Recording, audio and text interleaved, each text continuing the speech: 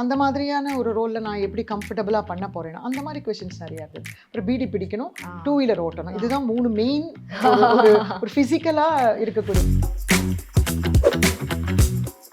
ஏதாவது ஒன்று பழக்கமே இல்லை எனக்கு.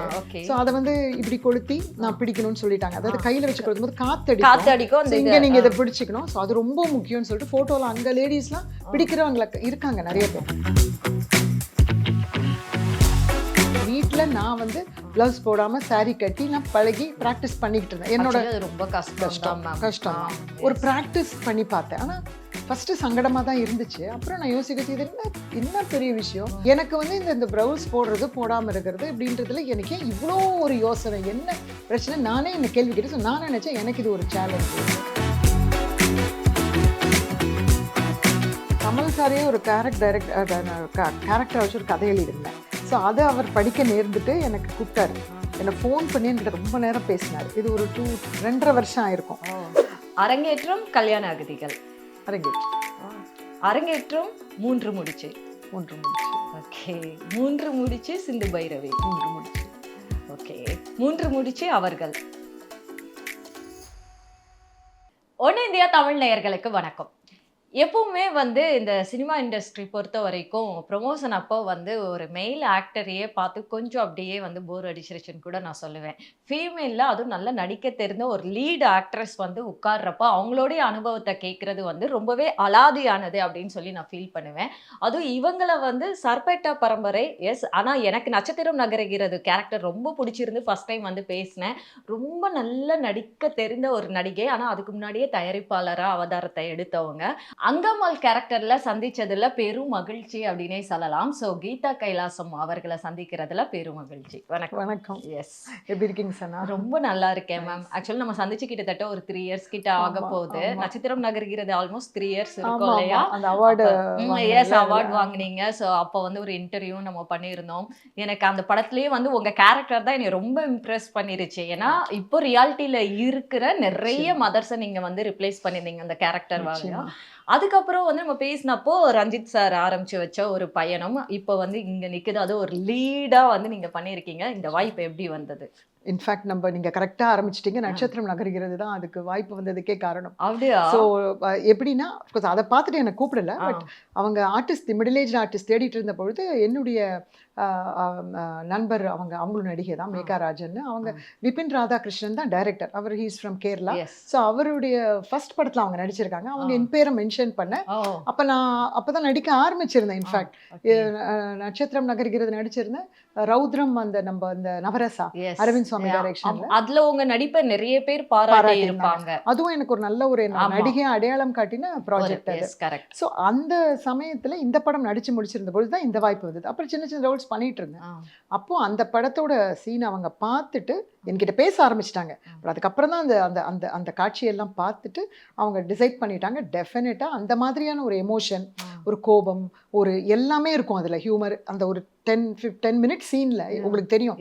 அது ஒரு டார்க் ஹியூமராகவே தியேட்டர்ல நல்லா ஒர்க் ஆச்சு. ரஞ்சித் இது கேட்கவே வேணாம், பிரில்லியண்டா பண்ணியிருந்தாரு. படமே எனக்கு ரொம்ப பிடிச்ச படம். ஸோ அதுலேருந்து இந்த வாய்ப்பு வந்தது. ஸோ உங்களுக்கு கேட்குறப்போ நீங்கள் வந்து ஃபஸ்ட்டு அவர் வந்து கதை சொல்லியிருப்பார்ல டேரக்டர், அப்போ நீங்கள் வந்து ஏதோ ஒரு மதர் கேரக்டருக்கு தான் வர்றாங்கங்கிற ஒரு தாட்டோட தானே வந்து உட்கார்ந்துருந்துருப்பீங்க. எப்படி ஆரம்பிச்சார் அவர்? இல்லை, அவங்க சொல்லும் பொழுது இந்த மாதிரி பெருமாள் முருகனுடைய ஸ்டோரி, அது அந்த மெயின் லீடுன்ற ஒரு வார்த்தை சொல்லிட்டு தான் ஃபோன்லேயே ப்ரீஃப் பண்ணிட்டு தான் கூப்பிட்டாங்க. ஸோ நான் ஒரு நல்ல ஒரு பரவாயில்ல அந்த ஒரு எக்ஸ்பெக்டேஷனோட தான் போனேன். அது சிறுகதையோட நாட் சொன்ன உடனே ரொம்ப பிடிச்சிருந்தது. ஏன்னா ரொம்ப ஒரு சாதாரண இந்த மாதிரி கதைகளை தான் நம்ம யோசிக்கிறோம். அதுவும் ஒரு பெண்ணினுடைய ஒரு உடையை பற்றின ஒரு விஷயம் பொழுது அது இன்னும் கேட்க இனிமையாக இருந்தது. ஸோ அது ரொம்ப ஈஸியாக அந்த கதையை அக்செப்ட் பண்ணிக்கிறதும் அதை பண்ணுறதும் எனக்கு உடனடியாக அது உடன்பாடு இருந்துச்சு. ஆனால் நான் எப்படி அதில் ஃபிட்டுன்னு ஆக போகிறேன், நான் எப்படி ஒரு ரவிக்கப்படாமல் ஒரு படத்தில் எனக்கு அது புதுசு, அந்த மாதிரியான ஒரு ரோலில் நான் எப்படி கம்ஃபர்டபுளாக பண்ண போகிறேன்னா அந்த மாதிரி கொஷின்ஸ் நிறையா இருந்தது. அப்புறம் பீடி பிடிக்கணும், டூ வீலர் ஓட்டணும். இதுதான் 3 மெயின் ஒரு ஃபிசிக்கலாக இருக்கக்கூடிய. டூ வீலர் ஓட்ட தெரியுமா? நல்லா தெரியும். நான் வந்து அந்த ஏர்லியர் டேஸில் விமன் ஃபர்ஸ்ட் ஓட்ட ஆரம்பிச்ச பொழுது நான் ஒருத்தி ஓகே. டச் விட்டுடுச்சு. ஓ, ஸோ அதுக்கப்புறம். பேலன்ஸ் எப்படின்றதெல்லாம் ரொம்ப பயமா இருந்துச்சு. So went for driving class போயிட்டேன் உடனே. அப்படியா? போயிட்டு ஒரு ஒரு 10-12 நாள்ல அது வந்த உடனே எனக்கு ஒரு அப்பா ஒரு ஃபர்ஸ்ட் டைம் ஏதோ டூ வீலர் ஓட்ட பேலன்ஸ் வந்த மாதிரி எனக்கு ரொம்ப சந்தோஷமா இருந்துச்சு. இவங்க வந்து ஒரு ஒரு ஓட்ட மொபைல் Excel தான் அது. கொடுத்திருப்பாங்க. ஓட்ட ரொம்ப சுமார் வண்டி. அது ஒரு மண்ணு அந்த மாதிரியான தரையில தான் அங்க ஓட்டணும். ஸோ அது ரொம்ப சேலஞ்சிங்கா இருந்துச்சு. அப்புறம் பீடி பிடிக்க ஆமா, அந்த சுருட்டு இல்ல? பீடி வந்து ப்ராக்டிஸ் பண்ணிக்க சொன்னாங்க. ஆ, ஏதாவது ஒண்ணு பழக்கமே இல்லை எனக்கு. ஓகே. ஸோ அதை வந்து இப்படி கொளுத்தி நான் பிடிக்கணும்னு சொல்லிட்டாங்க. அதாவது கையில வச்சு கொளுத்தும் போது காத்தடிக்கும். காத்தடிக்கும் அந்த So, இது. இங்க நீங்க இதை பிடிச்சிக்கணும். ஸோ அது ரொம்ப முக்கியம்னு சொல்லிட்டு போட்டோல அங்க லேடிஸ்லாம் பிடிக்கிறவங்க இருக்காங்க நிறைய பேர். ஸோ அவங்கள போட்டோ வீடியோ எடுத்து அனுப்பிச்சிருந்தாங்க. ஸோ நான் ரொம்ப சின்சியரா அவங்களே ஒரு பீடி பாக்கெட் கொடுக்க சொல்லிட்டு பால்கனியில் உட்காந்து ப்ராக்டிஸ் பண்ண ஆரம்பிச்சிட்டேன். எதை பிகாஸ் டயலாக் எல்லாம் வரல, அதனால இதை பண்ண ஆரம்பிச்சிட்டேன். டெய்லி ஒரு 2 வேளை பண்ணுவேன். வீட்டுல எல்லாம் சிரிப்பாங்க. பால்கனிலங்கிறப்போ அக்கம் பக்கத்து வீட்டுக்காரங்களே அவ்வளோ தெரியாது ஒரு சைடே. பட் அதை பத்தி எல்லாம் கவலைப்படல. நான் ஒரு கார்னர்ல உட்காந்து நான் ரொம்ப சின்சியரா வந்து ஹோம்ஒர்க் பண்ணிக்கிட்டு இருந்தேன். ஸோ எனக்கு இப்ப நினைச்சாலே அது வந்து எனக்கு நான் என்ன இவ்வளோ சீரியஸா எடுத்து பண்ணினேன்னா, அது என்ன ஸ்பாட்ல போய் இப்படி ட்ரை பண்ணா அப்படின்னு நினைக்கல. நான் அது பழக்கப்படுத்தி அந்த மாதிரி ஜஸ்ட் ஒரு அட்டெம்ப்ட், ஒரு ப்ராக்டிஸ், அது ஒரு. ஸோ அது பண்ணிட்டு அஃப்கோர்ஸ் அங்கே இந்த மேட்டரில் நிறைய சந்தேகங்கள் இருந்துச்சு. நான் எப்படி கம்ஃபர்டபுளாக இருக்க போகிறேன் ரவிக்கு எல்லாம். பிகாஸ் நான் அப்புறமா தான் நானே ஸ்லீவ்லெஸ் போட பழகிக்கிட்டு இருக்கேன். நாட் ஆஃப்டர் அங்கம்மாள், பட் அந்த சமயத்தில் தான் நானே கொஞ்சம் ரொம்ப பெருசா போட மாட்டேன். பட் நான் அங்கம்மாளுக்கு முன்னாடி நான் போட்டுட்டு இருந்தேன். மினிமம், ரொம்ப மினிமம். எனக்கு ரொம்ப கம்ஃபர்டபுளான பீப்பிள்ஸ் இருக்கிற டைம். ஆனா நான் ஒரு உமனா முதல்ல அவ்வளோ ஹெசிடேட் பண்ணேன். இன்ஃபேக்ட் வீட்டில் நான் வந்து பிளவுஸ் போடாம சாரி கட்டி நான் பழகி ப்ராக்டிஸ் பண்ணிக்கிட்டு இருந்தேன். என்னோட ரொம்ப கஷ்டம் ஒரு ப்ராக்டிஸ் பண்ணி பார்த்தேன். ஆனா ஃபர்ஸ்ட் சங்கடமா தான் இருந்துச்சு. அப்புறம் நான் யோசிக்க இது என்ன பெரிய விஷயம். நான் வந்து ஒரு ஒரு ஒரு ஒரு ஒரு மிடில் ஏஜ்டு பர்சன். இவ்வளோ வருஷங்கள் நான் கடந்து வந்திருக்கேன். எனக்கு வந்து இந்த ப்ளவுஸ் போடுறது போடாமல் இருக்கிறது அப்படின்றதுல எனக்கு ஏன் இவ்வளோ ஒரு யோசனை, என்ன பிரச்சனை, நானே என்ன கேள்வி கேட்டு. நான் நினைச்சேன் எனக்கு இது ஒரு சேலஞ்சு. நான் ஆஸ் அ உமன் இந்த கதை எதை வந்து தேடுதோ, இந்த கதை எதை பற்றி பேசுதோ அதை நானும் பர்சனலாக அனுபவிக்கணும். நானும் பர்சனலாக அதை போடாத உணர்வு என்ன அப்படின்றத நான் உணரணும் அப்படின்னு நினச்சேன். அண்ட் இது ஒரு சினிமா ஷூட்டிங்கில் ஒரு கம்ஃபர்ட் ஒரு பர்சனுக்கு வரது வரன்றதெல்லாம் காஸ்டியூம் டிசைனர், காஸ்டியூம் டிபார்ட்மெண்ட் அதெல்லாம் இருக்கும். ஸோ அதை கன்ஃபார்ம் பண்ணிட்டாங்க. ஸோ அதனால அவங்களுடைய இதோட அது என்ன ஏது எப்படி நம்ம சாரியை கொடுத்துரும் அதெல்லாம் தெரிஞ்சுக்கிட்டேன். 2-3 நாள் தான். அதுக்கப்புறம் ரொம்ப கம்ஃபர்டபுளாக செட்டில் ஆயிடுச்சு. எத்தனை நாள் வந்து அப்போ ரவிக்கே அதாவது பிளவுஸ் போடாம அந்த ஸ்பாட்ல இருந்தீங்க? ஏன்னா படம் முழுக்கவே இருக்கும் ஒரு 30 days, ஒரு 30+ டேஸ் ஷூட் பண்ணியிருப்பாங்கன்னா ஒரு ஃபியூ டேஸ் 3-4 டேஸ் தான் பிளவுஸ் போட்ட மாதிரியான சீன்ஸ் வரும். மற்றபடி எல்லா நாளுமே அந்த மாதிரி தான். உங்களுக்கு எப்படி இருந்துச்சு அதை வந்து ஷார்ட் எடுத்துட்டாங்க? ஃபர்ஸ்ட் டைம் மானிட்டர்ல பாத்தீங்களா இல்ல ஸ்கிரீன்ல பாத்தீங்களா, டப்பிங் கொடுக்கறப்ப பாத்தீங்களா? சோ இது வந்து full live sound, spot sync sound. So நான் மானிட்டரே பார்க்க மாட்டேன். என்னன்னா நான் வந்து அதுவும் அந்த படத்துல எஸ்பெஷலி லுக் வேற மாதிரி இருக்கேன் அப்படிலாம் இருக்கேன். நான் போய் பார்த்து என்னன்னா எனக்கே என்ன பிடிக்காம போயிடுமோன்ற பயம்லாம் இருக்கும். ஸோ அதனால நான் அவங்களுக்கு டேக் ஓகேனா அது ஏதோ ஒர்க் ஆகுதுன்னு நினச்சிட்டு அந்த ஒரு கட் ஃபீல்லே நான் போயிடுவேன்.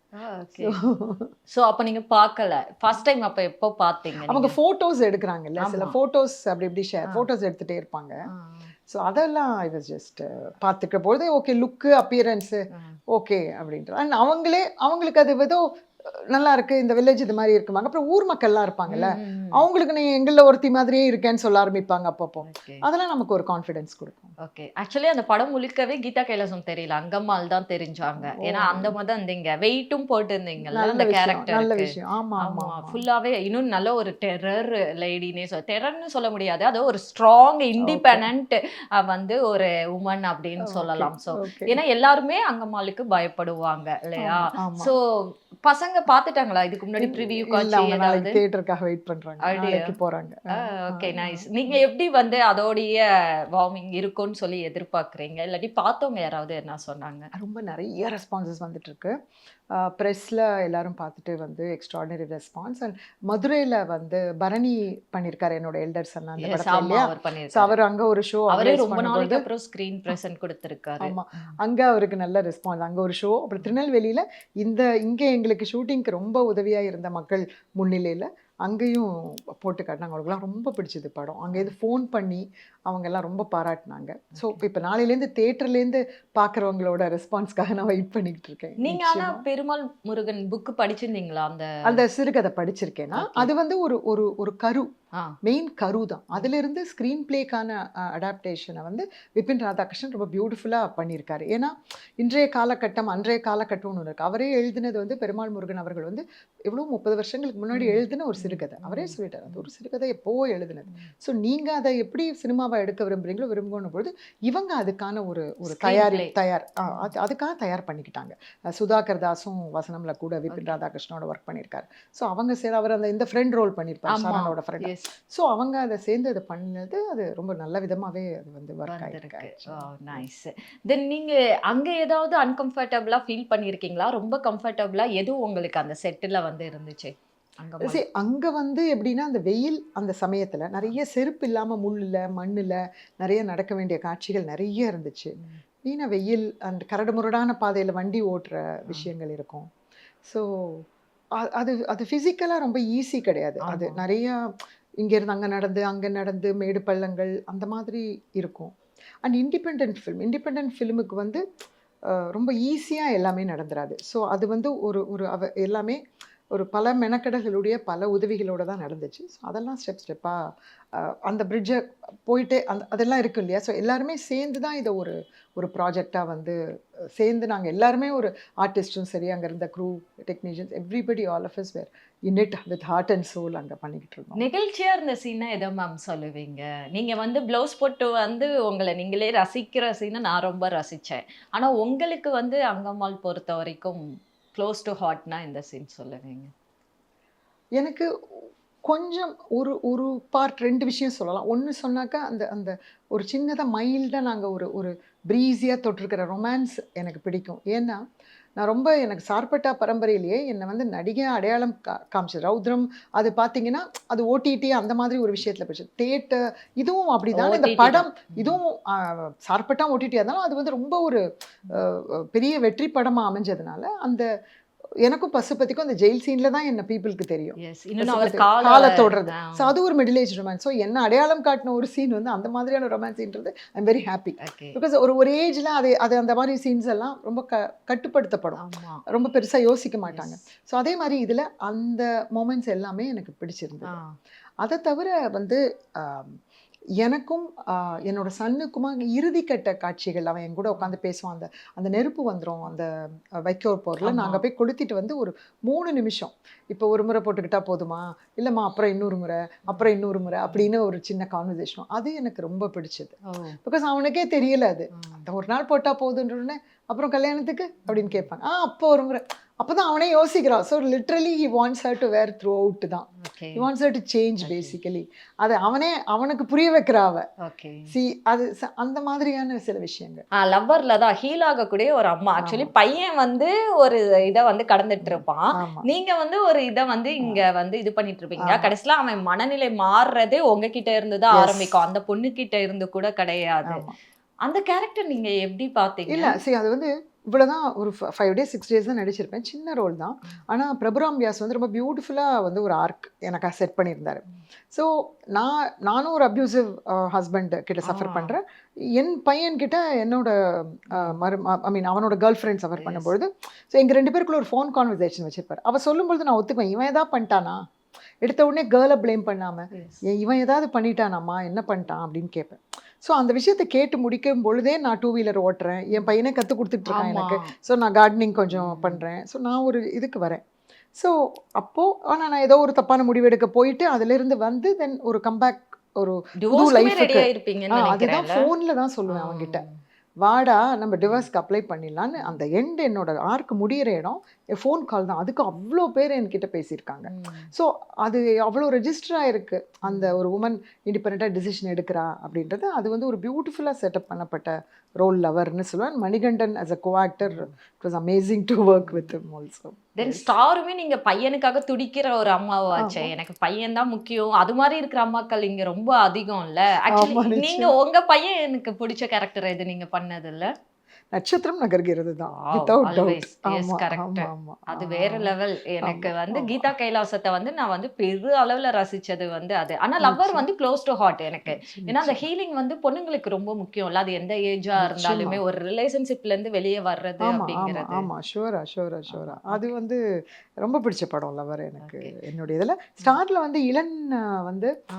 என்ன பண்ணியிருந்தானே எனக்காக அந்த ஒரு சாவு சீன்ல ஒரு ஹியூமர் சீன் ஒன்று வந்திருக்கும். ஆமா. அந்த சட்டுன்னு ஒரு நல்ல நியூஸ் வரும், வந்த உடனே ஆ, சிரிக்காம அப்புறம் ஆமா தலையை ஆமா கட்டிட்டு ஆமா. மறுபடியும் அழ ஆ. ஆரம்பிக்கிறது. அது மாதிரி அவர் வந்து எனக்கு தெரிஞ்சு different emotional different type of emotion scenes humour ஒரு ஒரு ஒரு கோபம் அந்த மாதிரி பல விதம் கொடுத்துருந்தார் எனக்கு.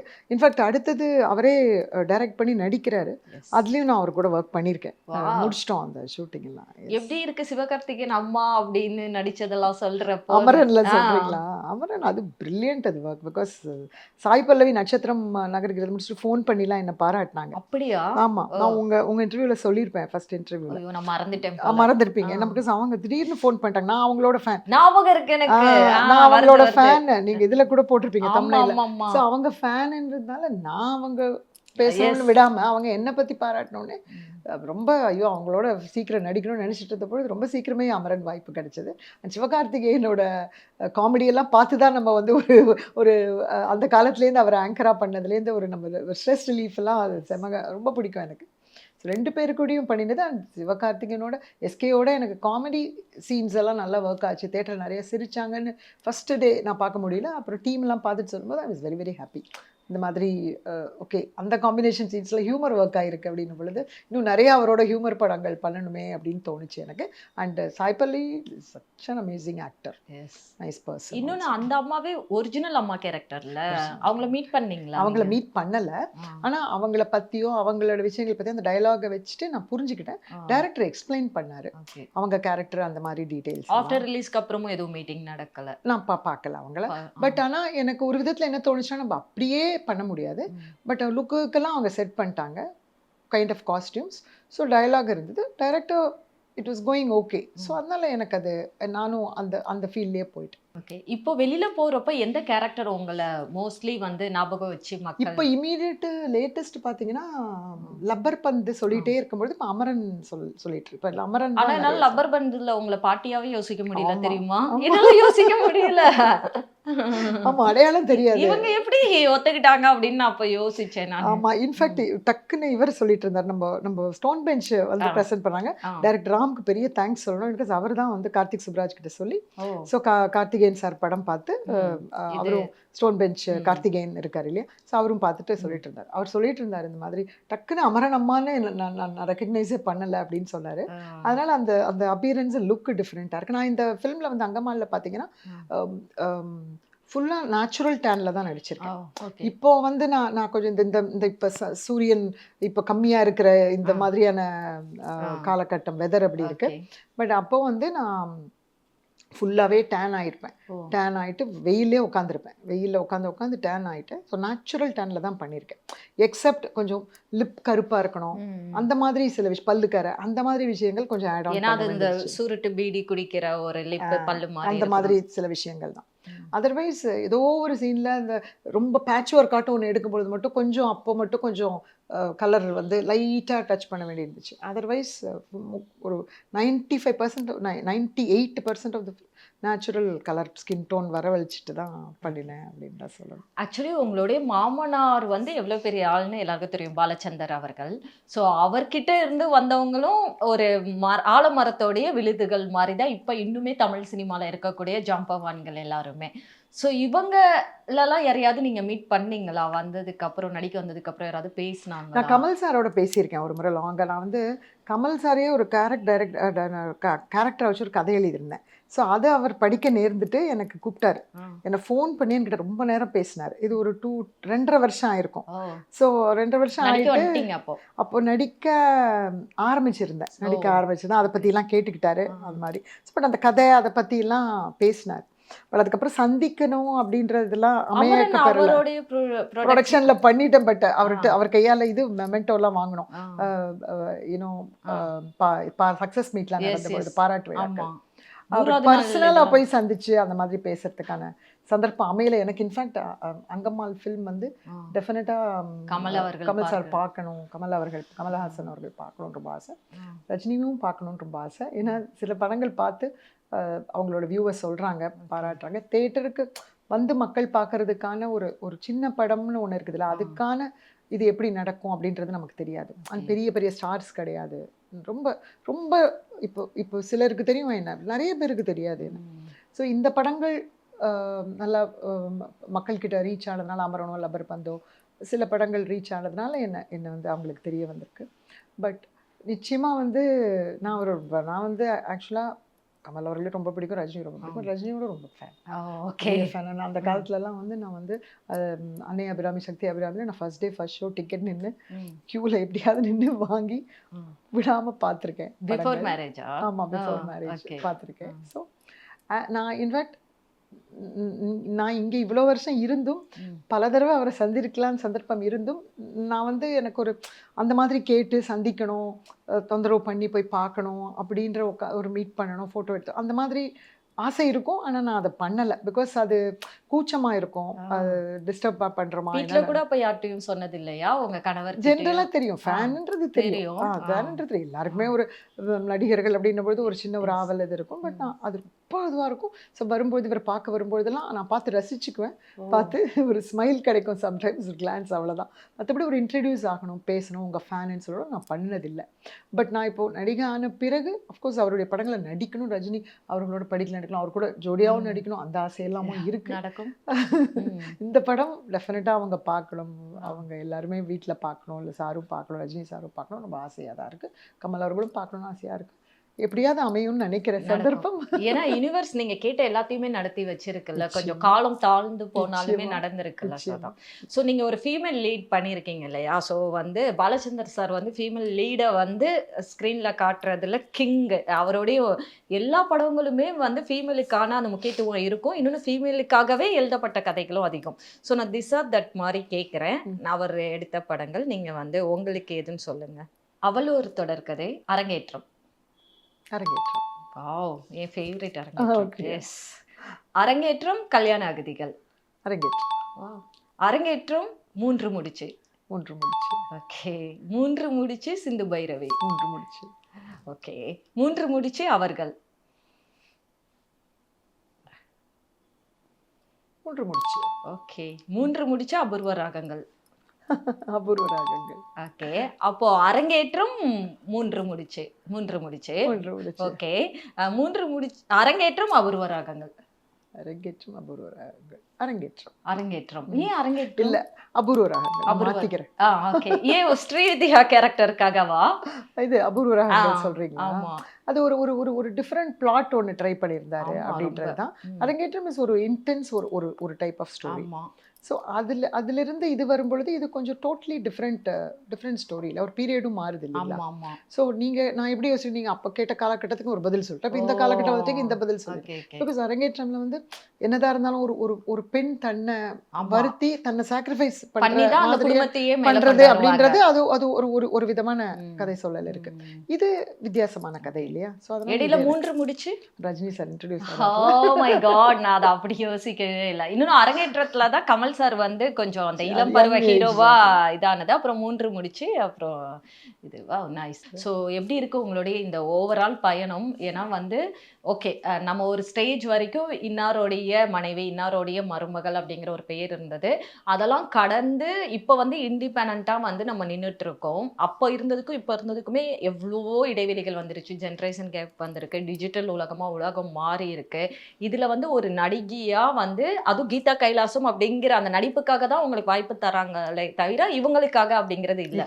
ஸோ அதை வந்து எப்படி பார்க்குறீங்க? சரி, இது எனக்கு வந்து ரொம்ப அப்பப்போ நம்ப முடியாததாக தான் இருக்கும். ஸோ இது வந்து எனக்கு ஒரு ஷார்ட் ஜேர்னி தான். 2019 அப்படின்னா ஒரு 18-19 நாடகங்களில் நடித்து அப்படியே படங்கள் வந்து ஒரு கிட்டத்தட்ட 6 வருஷம் ஜேர்னி தான். ஸோ மலப்பாக இருக்குது, நம்ப முடியாமல் இருக்குது. அதே சமயம் நிச்சயமாக கவனம் எடுத்து கதைகள் தேர்ந்தெடுத்து என்னுடைய கேரக்டர் பண்ணணும்னு ஆசையாக இருக்குது. எனக்கு இன்னும் கொஞ்சம் ப்ராமினென்ட் ரோல்ஸாக வரணும், வந்து பண்ணணும் அப்படின்றது எனக்கு ரொம்ப ஒரு என்னுடைய ஸ்கிரிப்ட் என்னுடைய விஷயங்களை நான் கரெக்டாக கேட்டு பண்ணணும் அப்படின்றதும் இருக்குது. உங்களுடைய ஃபேவரட் ஃபீமேல் லீட் ரோல் எது மேம்? எனக்கு வந்து great Indian kitchen Nimisha character ரொம்ப பிடிச்சது. That was very very nice. அதே மாதிரி இந்த ஜெய ஜெய ஜெயஹேன்னு ஒரு படத்தில் இருக்கக்கூடிய ஃபீமேல் உடைய கேரக்டரும் ஐ ரியலி லைக் இட். ரெண்டுமே மலையாளமாக சொல்லியிருக்கீங்க. ஸோ தமிழில் வந்து தமிழில் வந்து மகாநதி இவங்க இருக்காங்க, சாவித்திரி கேரக்டர்ல படிச்சு நம்ம கீர்த்தி சுரேஷ் ரொம்ப ரசிச்சேன். ரொம்ப எமோஷ்னலாக கனெக்ட் பண்ணாங்க. Really loved it. அண்ட் சூரரை போற்று அபர்ணா எனக்கு ரொம்ப பிடிக்கும். கொஞ்சம் முன்னாடி காலகட்டம் அப்படின்னு பார்த்தீங்கன்னா எனக்கு அபூர்வராங்கல் ஸ்ரீவித்யா ரொம்ப பிடிக்கும். நைஸ் கேரக்டர், ரொம்ப நைஸ் கேரக்டர். அது மாதிரி ஒரு கேரக்டரே உங்களுக்கு இப்போ பெர்ஃபார்மர் அவங்களே அதே புண்ணிய மன்னன்லயும் அவங்கள எனக்கு ரொம்ப பிடிக்கும். அதுல அப்படியே வேற கேரக்டர்ல அவங்க அந்த ஒரு சீனியர் கமலுக்கு அபூர்வராங்கங்களுக்கு அப்புறம் தானே கண்டிப்பா புண்ணிய மன்னன் ரொம்ப லேட்டர் கலர் படம். ஓகே, ரொம்ப நன்றி ஆக்சுவலி உங்களை சந்திச்சு பேசினதுல. ஆக்சுவலி நீங்க இப்ப சொல்லியிருக்கீங்க இல்லையா எனக்கு இந்த கேரக்டர்லாம் பிடிக்கும். இப்ப அபூர்வராகங்களே விட்டு சொல்லிட்டோமா, வருமினம் சேர்த்து Sridevi. Nice nice nice. So இந்த மாதிரி படங்களை இப்போ ஜென்சி கிட்ஸ்க்காக எடுத்தா கூட அதுல நீங்க ஒரு முக்கிய பங்காற்றுவீங்கன்னு நான் வந்து நம்புறேன். ஏன்னா நிறைய பேர் அதை வந்து பண்றதுக்காகவும் வெயிட் பண்ணிட்டு இருக்காங்க. ஸோ எல்லாமே வந்து வெற்றியாவே உங்களுக்கு அமையட்டும் சொல்லி எங்க சேனல் சார்பாக பெரும் வாழ்த்துக்கள். தேங்க்யூ சனா, தேங்க்யூ ஸோ மச்.